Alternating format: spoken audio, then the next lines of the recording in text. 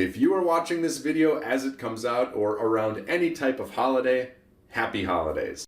In this video, I'm going to review the top 5 videos that I created in 2024. I am hoping that this review can give you an insight to any videos you missed and get you interested in some of the other things that I create here on the channel. So first, in 2024, I finally brought back my top 10 lists. I started doing 1 or 2 of these maybe 2 years ago, and they were very well received. I realized this year, as I was sitting down and looking at some of my YouTube analytics and comparing that to some of my goals for the year, that I had a top 5 RPG mechanics video that was one of my best performing videos, and that I love making top 10 lists and top 5 lists. Why am I not doing more of them? So I sat down and I decided to make more top 10 lists. In the last 2 months, I've made 3 top 10 lists, including this top 10 dungeon crawl classic mechanics that other RPGs should use video. Number 6, funnel adventures and level 0. Possibly the most well-known part of DCC is the fact that you start with a handful of level 0, yes, level 0 characters, and you play them in an adventure called the funnel. A funnel is an adventure where you expect some of your characters to die because they're level 0. However, if any of them survive, they are now level 1 and they get some cool new powers. In 2024, I also spent quite a bit of time making how to play solo RPGs videos. What I realized as a person who participates in tabletop gaming is I rely a lot on other channels, other blogs, websites, things like that for ideas and resources on how to play game modules or solo RPGs better. So this year I decided, hey, I kind of want to pay those back, pay it forward, and share the things that I've learned about playing solo RPGs, and that's what these videos are all about. My how to play your first solo RPG video is very popular still, but this year's the 3 biggest mistakes that solo RPG gamers make has generated some excellent discussion. Check it out. You're gonna like my second tip. The second biggest mistake that I see solo RPG gamers make is not beginning with the end in mind. So many people I talk to who play solo RPGs, so many people I converse with online who want to play solo RPGs, want to create these large epic stories, think Lord of the Rings, all 3 books, and that's the experience that they want to have at the table. This year I started a detailed recap of my great Pendragon campaign that I am playing solo.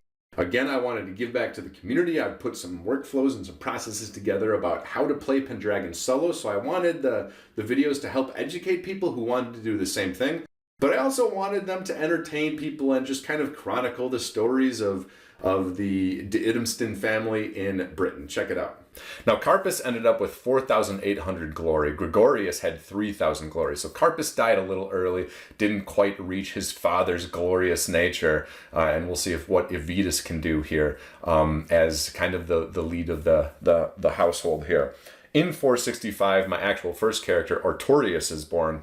That is where my character's story starts, but the family history is still going. I also started a module highlight video. I have all sorts of old school Dungeons and Dragons modules, and I realized that a lot of them don't stand up to the standard that modern RPG adventures have today. Some of them certainly do, but not all of them. However, I think each of these old school modules do have something that is worth sharing about. So instead of recapping entire modules all at once, I realized if I could just key in on highlight one part of the module that is absolutely spectacular, I think a lot of people would find value in that. And so I started doing that this year. You can check this one out from the Shady Dragon Inn. Almost all of the dwarves in this module love gold and hate some kind of other creature. Astrid Helmsplitter hates orcs. Brun the Brawn only likes halflings, human fighters, and dwarves. Darby of Stonehill distrusts thieves. Eben of Whitemount hates orcs. Hughie Tunneltrue distrusts horses and large birds. Ifor the Hill Lord is friendly to anyone who angers dragons. Leo Leopardbait literally kicks cats. Who does that? And finally, the video I was absolutely most proud of, but which very much underperformed my expectations, was my Dungeons & Dragons 5e personality and background highlight video. I spent a lot of time putting this video together. I collaborated with maybe a dozen different artists, And we were able to put this video together and release it, and I was very, very proud of it. It just didn't perform well, which is completely fine. That's just the way things go sometimes. But I at least wanted to share the video montage with all the wonderful art one more time before the end of the year. So go ahead and check it out. Which brings us to the biggest strength of 5e.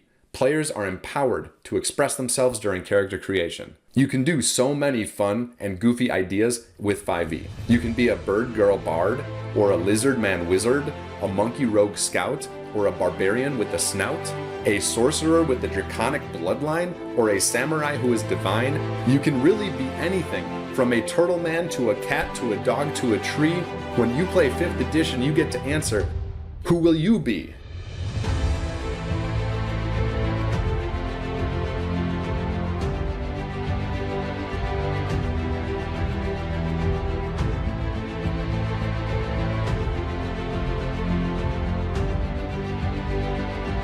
Finally, I want to give a huge thank you to all of you, to everyone who watches these videos, to everybody who generates the excellent discussion in the comments. I love answering comments and just kind of like chatting back and forth. To everybody who likes, subscribes, and shares the video, thank you so much. The channel has grown really, really well this year, and it's generated some absolutely wonderful discussion, both in the YouTube comments and in other places. So I'm really, really happy that we're all able to come here together and just discuss tabletop games, solo RPGs, and other things like that. I'm really excited to continue sharing my experiences with RPGs and tabletop games in the future. So I really appreciate, again, everybody watching. Thank you, and I'll see you in the next video.